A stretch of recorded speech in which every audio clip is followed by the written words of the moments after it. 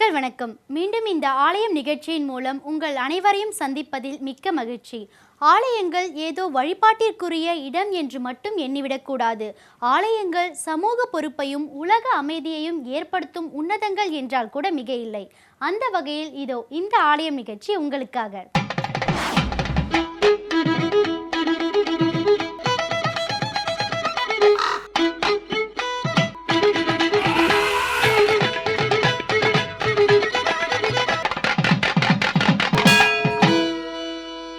தமிழகத்தில் ஏராளமான திருக்கோவில்கள் உள்ளன. அவற்றில் வைணவ தலங்கள், சைவ தலங்கள், அம்மன் கோவில்கள், காவல் தெய்வங்கள் என பல கோவில்கள் இருந்தாலும் வழிபடும் முறை ஒன்றாகத்தான் இருக்கிறது. அந்த வகையில் இன்றைய ஆலயம் நிகழ்ச்சியில் என்ன ஆலயம் என்பதை காணலாம்.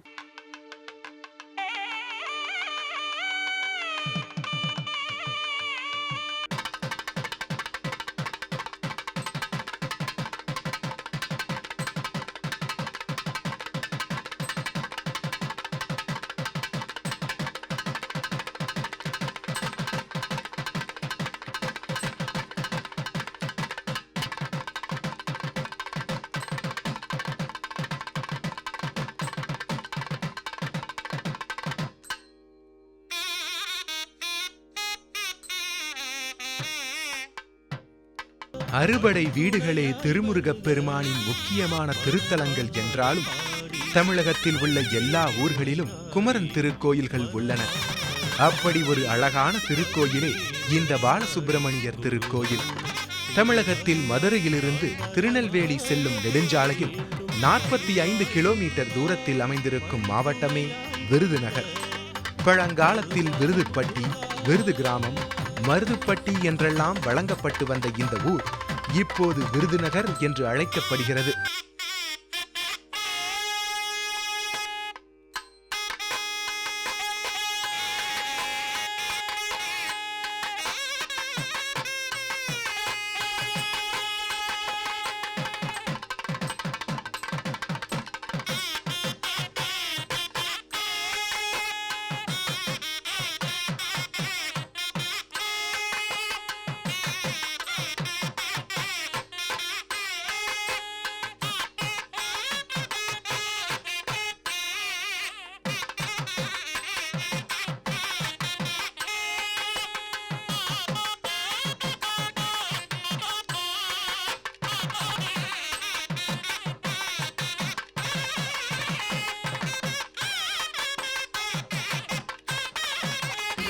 கந்தக பூமி என்று அழைக்கப்படும் இந்த ஊரில் அமைந்திருக்கும் இந்த திருக்கோயிலில் எழுந்தருளியிருக்கும் முருகப்பெருமான் அனைத்து தரப்பு மக்களையும் வழிபடுத்தி வாழ வைத்துக் கொண்டிருப்பதால் தான் இவரை ஸ்ரீ பாலசுப்பிரமணியர் என்ற திருநாமத்தால் போற்றி வணங்கி வருகிறார்கள்.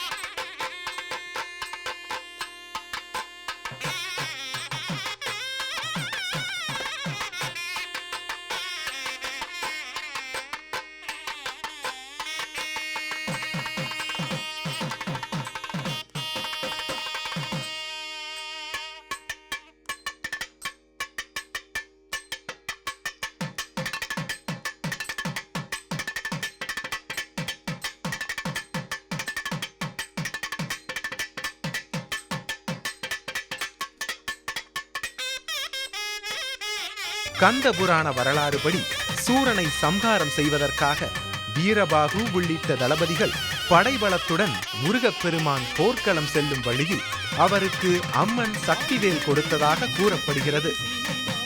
இதன் காரணமாகவே, இதற்கு சான்று தரும் விதமாகவே இந்த பாலசுப்பிரமணியர் திருக்கோயிலுக்கு இடது பக்கம் மாரியம்மன் திருக்கோயிலும் வலது பக்கம் வெயிலுக்கு உகந்த அம்மன் திருக்கோயிலும் அமைந்திருக்கிறது.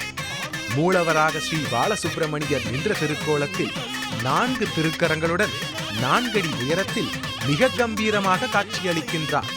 இந்த விருதுநகர் மாவட்டத்தில் முருகர் திருக்கோயிலில் நவகிரக சன்னதி உள்ள ஒரே திருக்கோயில் இதுதான் என்பதே இத்திருக்கோயிலின் சிறப்பு.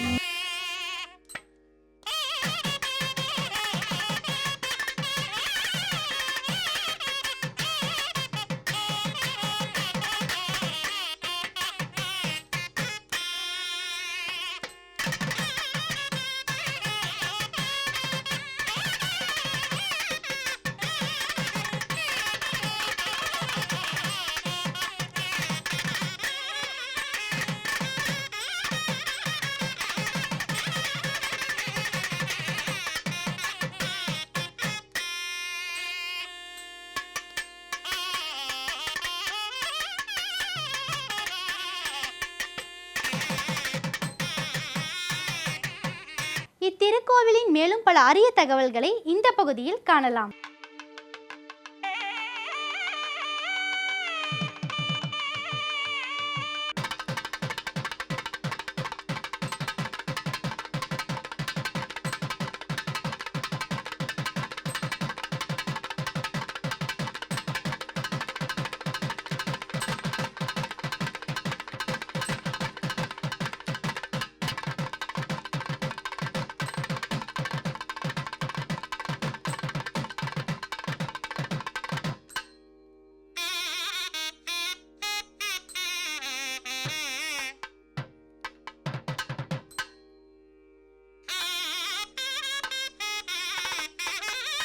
சரஸ்வதி, மகாலட்சுமி, ஐயப்பன், ஆஞ்சநேயர், நடராசர் என அனைவரும் தனித்தனி சன்னதிகளில் எழுந்தருளி அருள் பாலிக்கிறார்கள்.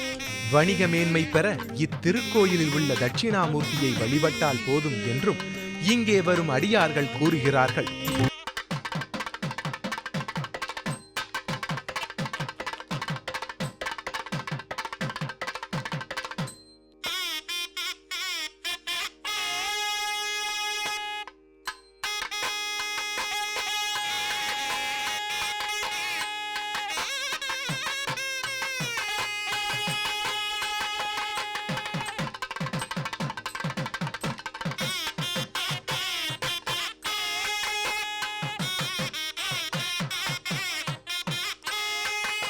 இந்த ஆலயத்தில் பின்புறம் பாலசுப்பிரமணியர் திருமஞ்சனத்திற்கு என்றே ஒரு தனி திருக்குளம் உள்ளது.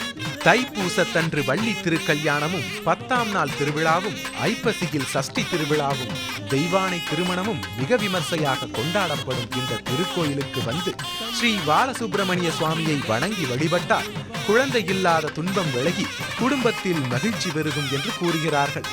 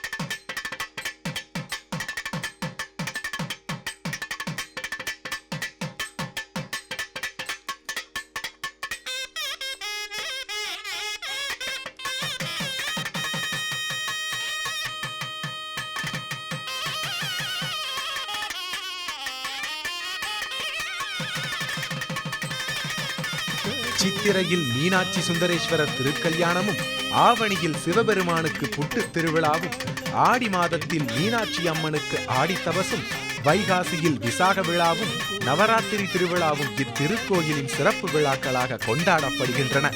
விருதுநகர் மாவட்டத்தில் இருக்கும் இந்த பாலசுப்பிரமணியர் திருக்கோயிலின் தொன்மையும் பெருமையும் இன்றும் அருளோடும் அழகோடும் திகழ்கின்றன.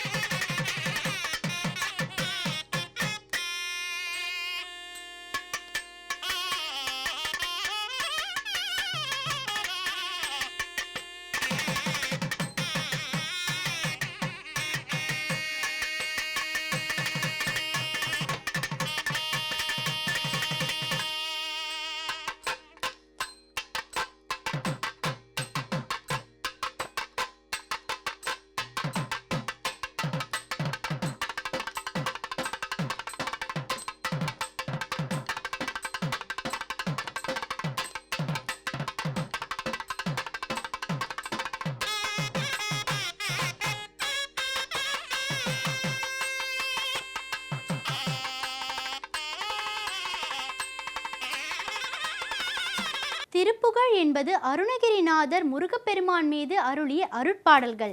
எல்லாமே தித்திக்கும் தேன், பிறவி நோய் நீக்கும் மருந்து, உள்ளத்தை உயர்த்தும் இசையில் திருப்புகழ் உயிரை மேம்படுத்தும். அந்த வகையில் இன்றைய நிகழ்ச்சியில் என்ன பாடல், என்ன விளக்கம் என்று பார்ப்போம். எல்லோரும் இன்புற்றிருக்க நினைப்பதுவே அல்லாமல் வேறொன்று அறியேன் பராபரமே. மொய்தார் அணிகுழல் வள்ளியை வேட்டவன் எனும் கந்தர் அலங்கார பாடல். இப்பாடலில் அருணகிரிநாதர் ஏன் அந்த இராமாயண தகவலை சொன்னார் என்பதை இப்பொழுது பார்க்க போகின்றோம். பாடலை பார்த்துவிட்டு விளக்கத்தை பார்க்கலாம். மொய்தார் அணிகுழல் வள்ளியை வேட்டவன் முத்தமிழால் வைதாரையும் அங்கு வாழ வைப்போம். வெய்யவாரணன் போல் கைதால் 20 உடையான் தலை 10 கத்தரிக்க எய்தால் மருகல் உமையாள் பயந்த இளஞ்சியமே. வள்ளி நாச்சியாரை தேடிப்போய் அருள் செய்தவன், முத்தமிடால் தன்னை திட்டியவர்களையும் ஏசியவர்களையும் வாழ வைத்தவன் என்று சொல்லி அதன் தொடர்ச்சியாக வெய்ய வாரணம் போல் மதம் பிடித்த யானை போல் 20 கரங்களை கொண்டவன், 10 தலைகளை கொண்டவன், அந்த ராவணனை சம்ஹாரம் செய்தவன்.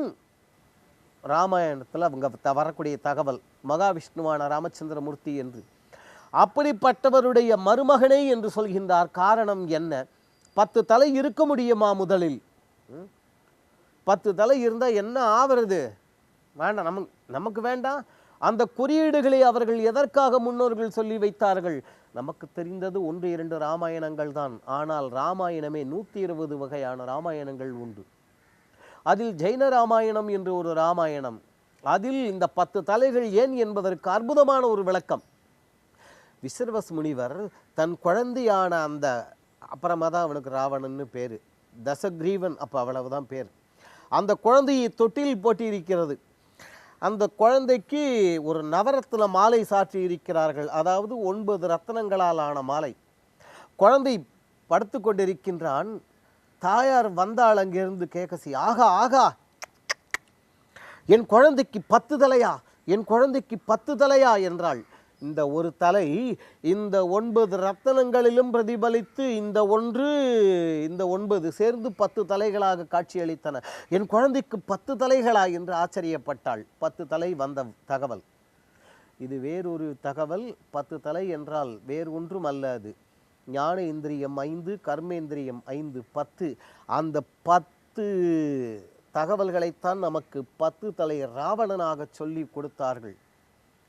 ராவணன் என்கின்ற வார்த்தைக்கு ரோதனம் இடுபவன், அடுத்தவர்களை ரோதனம் இடச் செய்பவன் என்பது பொருள். அதாவது தானும் அழுது அடுத்தவர்களையும் அழச் செய்பவன் தான் ராவணன். அதாவது இப்படிப்பட்ட தீய குணங்களின் விளைவுகள் என்ன என்பது. அப்படிப்பட்ட அந்த 10ஐயும் கத்தரித்தான் என்றால் நல்லவைகளாக திருத்தினார், மடைமாற்றி வைத்தார். வீணாக போவது நல்ல விதத்தில் திருப்பி விடப்பட்டது என்பது பொருள். அப்படிப்பட்ட அந்த ராவணனுடைய அந்த ஆணவத்தையும் அகங்காரத்தையும் நீக்கி அங்கே ராமன் பணிகொண்டார் அல்லவா? அப்படிப்பட்டவருடைய மருமகனே என்று சொல்ல காரணம், அப்பா வள்ளி நாச்சியார் உன்னை நினைத்தாள், நீ தேடி போய் அருள் செய்தாய், என்னால் உன்னை நினைக்க முடியுமா? பொய்யாமொழி புலவராவது சிவனை கும்பிட்டேன், உன்னை வணங்க மாட்டேன், பாடமாட்டேன் என்று சொன்னார். அப்பா, எனக்கு எந்த விதமான நற்குணங்களும் கிடையாது. ராவணனாவது தவம் செய்தவன், அவ்வளவு தவம் செய்திருக்கிறான். எதுவும் இல்லாதவன் நான். அந்த 10 இந்திரியங்களும் அவைகள் போன வழியில்தான் நான் போய் கொண்டிருக்கின்றேன். மனம் போன போக்கெல்லாம் போக வேண்டாம் என்று அருந்தமிழில் சொல்லியதை அறிவற்ற அடியேன் மறந்துவிட்டேன் அப்பா, கடைபிடிக்கவில்லை.